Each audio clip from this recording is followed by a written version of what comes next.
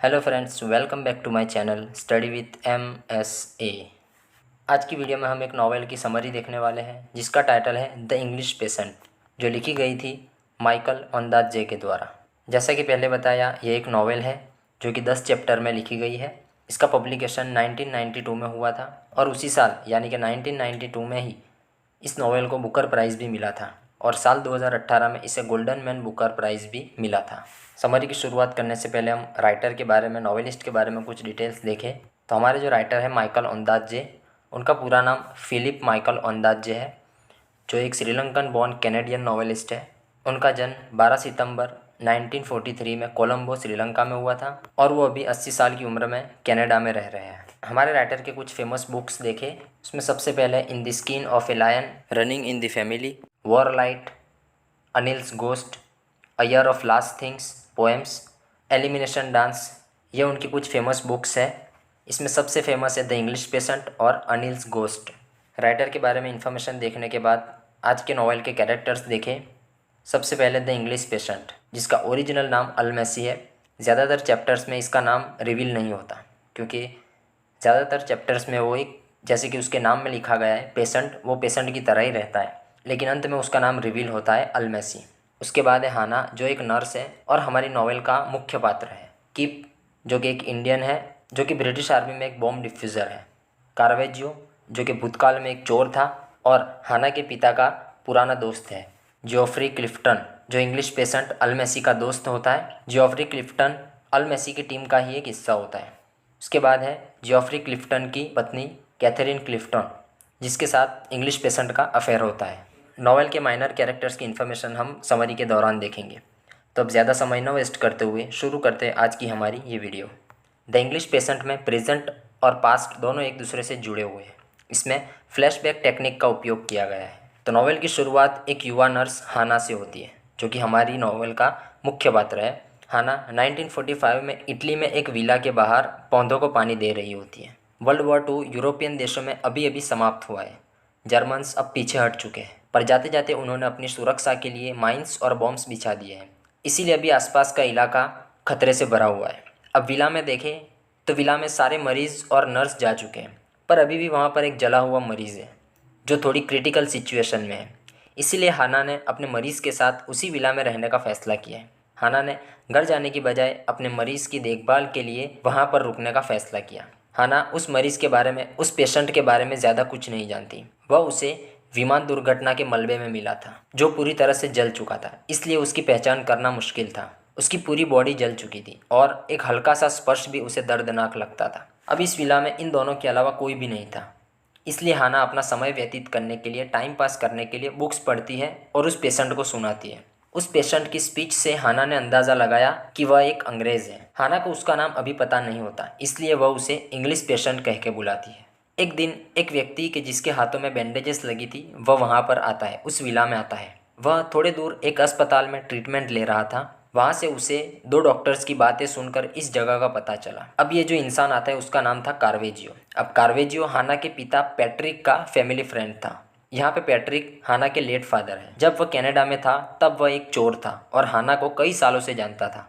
वह second world war के दरमियान उत्तरी अफ्रीका में ब्रिटिश इंटेलिजेंस के लिए काम करता था।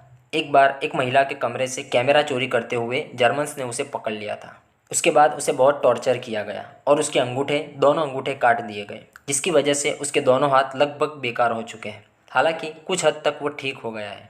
अंगूठे कटने की वजह से ही उसके हाथों में बैंडेजेस लगी हुई है, पर उसे मॉर्फिन की लत लगी हुई है। विला में जब वो आता है, हाना से मिलता है। उसके बाद वो युद्ध में मारे गए हाना के पिता पैट्रिक की बातें करता है और हाना के साथ मिलकर उनकी मौत का शौक मनाता है। एक रात को हाना इंग्लिश पेशेंट को छोड़कर सीढ़ियों से नीचे की तरफ जाती है और वहाँ एक पुराने पियानो पर से कवर को हटाकर उसे बजाना शुरू करती है। जैसे ही वो पियानो बजाना शुरू करती है तो तूफान आता है और आकाश में बिजली चमकने लगती है। बिजली के चमकने की वजह से कमरे में रोशनी गिरती है और हाना देखती है कि दो सैनिक कमरे में प्रवेश करते हैं, जिसमें से एक ने पगड़ी पहनी हुई है, जिस तरह से हमारे यहाँ सिख लोग पहनते हैं।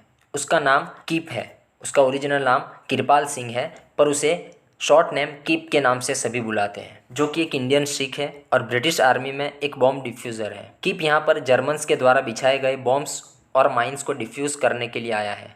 किप उसके बाद वहीं पर रहने लगता है। विला में वह इंग्लिश पेशेंट से मिलता है। उन दोनों में काफ़ी अच्छी दोस्ती हो जाती है क्योंकि वे दोनों ही, किप और इंग्लिश पेशेंट, बॉम्ब और गन्स में एक्सपर्ट्स थे और वह अपनी बातें एक दूसरे के साथ शेयर करते हैं। किप गार्डन की विला में अपना कैंप बनाता है और विला फैमिली का एक हिस्सा बन जाता है। वो हर रोज़ शहर में बॉम्ब डिफ्यूज़ करने और जो उसके साथी मारे गए हैं उन्हें दफनाने के लिए जाता है।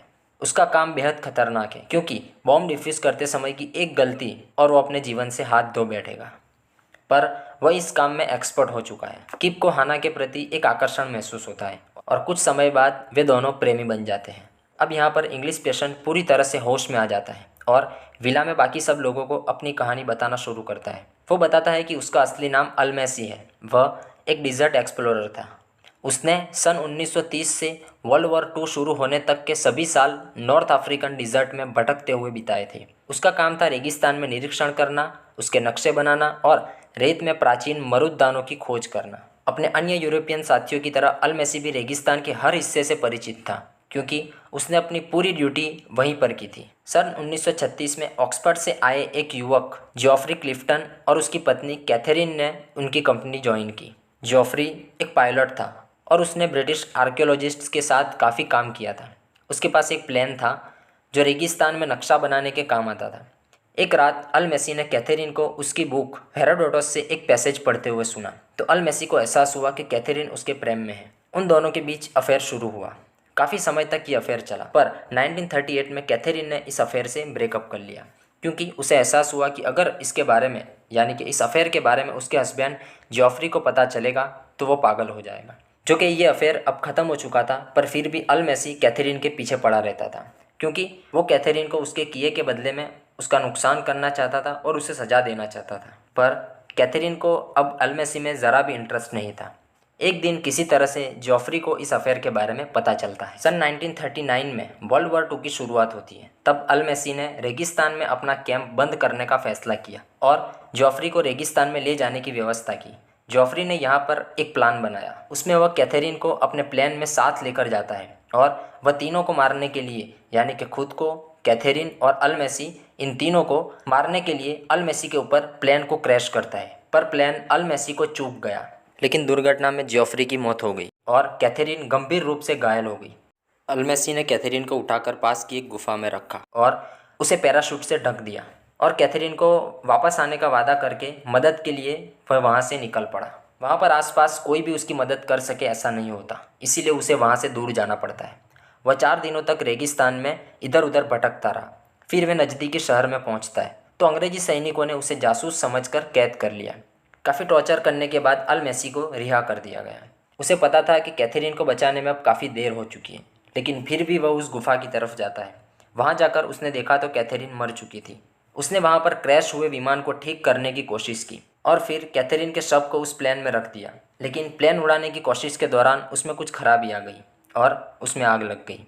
अल-मैसी किसी तरह से पैराशूट की मदद से नीचे उतरा। उसका शरीर आग की लपेटों में घिरा हुआ था। उसके बाद क्या हुआ उसे कुछ पता नहीं और अब वो इस विला में आ गया। इसके बाद फ्लैशबैक में से हम प्रेजेंट में आते हैं। अब किप अपनी कहानी सुनाता है।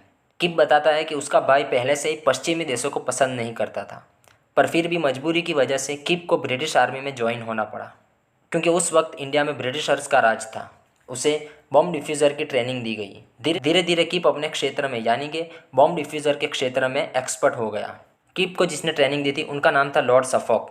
अब ये लॉर्ड सफॉक और उनके ग्रुप की किसी बॉम्ब को डिफ्यूज़ करते समय मौत हो गई। बॉम्ब डिफ्यूज़र की जॉब की वजह से किप सभी लोगों से भावात्मक रूप से अलग हो गया, पर जब वो हाना से मिला तब उसमें नई चेतना की उमंग जाग उठी। जब किप अपनी कहानी सुना देता है उसके बाद सभी लोग मिलकर हाना के 21वें जन्मदिन का सेलिब्रेशन करते हैं। जब अगस्त का महीना आता है तब रेडियो के द्वारा किप यूनाइटेड स्टेट्स के द्वारा जापान के हिरोशिमा और नागासाकी शहरों पर किए जाने वाले एटम बॉम्ब हमले के बारे में सुनता है।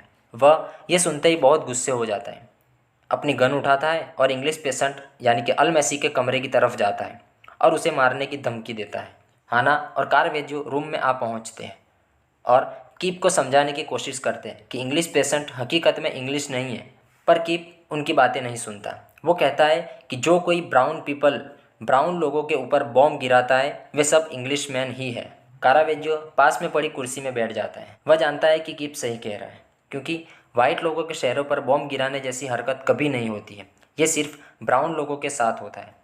उसके बाद किप अपनी बंदूक नीचे रखता है और विला से बाहर निकल जाता है। वह अपनी वर्दी और पगड़ी उतारता है। उसे कहीं से पुरानी मोटरसाइकिल मिलती है, उसके ज़रिए वो विला से दूर चला जाता है। किप वहाँ से चला जाता है। उसके बाद हाना अपनी स्टेप मदर क्लारा को लेटर लिखती है और अपने घर कनाडा वापस जाने की तैयारी करती है।